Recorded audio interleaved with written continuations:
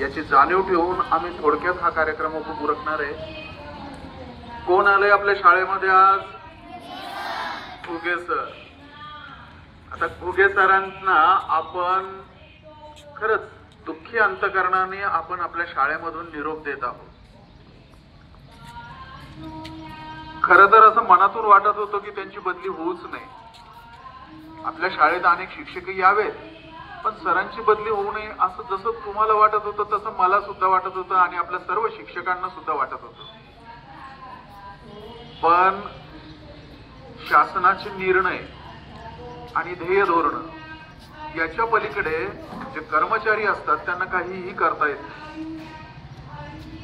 झालेला निर्णय हा कर्मचाऱ्यांना कधीही स्वीकारावाच लागतो आणि त्यांनी दिलेल्या आदेशानुसार प्रत्येक शिक्षकांना काम करावं लागतं.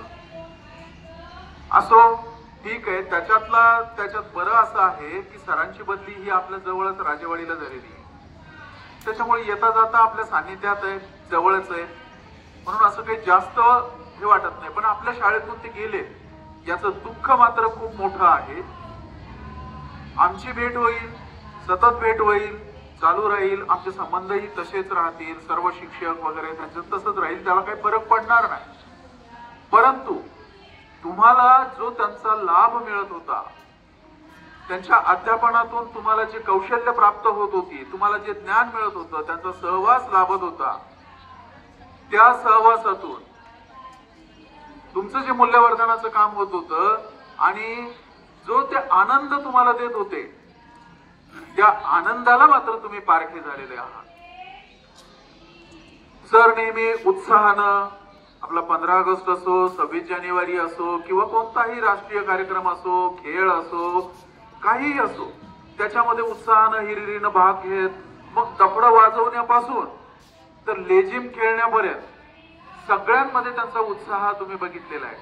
मग बडबड गीतं असो की आणखी काही कवितांचं वाचन असो, ते म्हणणं असो, काहीही असो. नाही ताला सुरात जमलं, त्यांचा आवाजही गोड आहे, पण तसं नाही जमलं तर त्यांनी म्युझिक सिस्टीम आपल्या वर्गात लावून त्याच्यात सुद्धा आनंद घेतला आणि त्याच्या माध्यमातून विद्यार्थ्यांना अध्यापन दर्जेदार करण्याचा त्यांनी जो प्रयत्न केलेला आहे, त्यामुळे ही शाळा आणि मुख्याध्यापक या वतीने मी त्यांचा आभार व्यक्त करतो की त्यांनी या शाळेमध्ये खूप दिलंय. त्यांनी नुसतं ज्ञानच दिलं नाही, सर्व काही दिलं. शारीरिक रूपानं मेहनत सुद्धा त्यांनी या शाळेला दिलेलं आहे. शिक्षकांनी नुसतं ज्ञान नसतं द्यायचं शाळेमध्ये, शाळेसाठी जे जे करता येईल आणि शाळेला लागून असलेला जो सामाजिक भाग आहे त्याच्यासाठी जे जे करता येईल ते शिक्षकांनी करायचं असतं. तेव्हाच तो शिक्षक उत्कृष्ट ठरत असतो. सरांनी तेच केलंय. तन मन धन हे सगळ्यांनी मनाने त्यांनी काम केलंय. खूप खूप ज्ञान दिलंय. या शाळेमध्ये त्यांनी धन सुद्धा दिलं. किती खर्च झाला त्यांच्या खिशातला याचा त्यांनी विचार कधी केला नाही. कधी म्हटले नाही की माझे एवढे एवढे खर्च झाले, हे झाले, ते झाले. काय नाही, खर्च केला त्यांनी, माझ्या शाळेला केला, माझ्या विद्यार्थ्यांसाठी केला. एवढी त्यांची प्रांजळपणे भूमिका होती आणि त्याच भूमिकेचं आपण कौतुक करतोय या ठिकाणी. म्हणून सगळ्यांनाच आपल्याला या ठिकाणी दुःख होतंय आणि या दुःखी अंतकरणाने मी शाळेच्या वतीनं आज त्यांना समारंभपूर्वक निरोप मी आपल्या शाळेतून देतोय. तो त्यांनी स्वीकारावा हीच मी त्यांना विनंती करतो.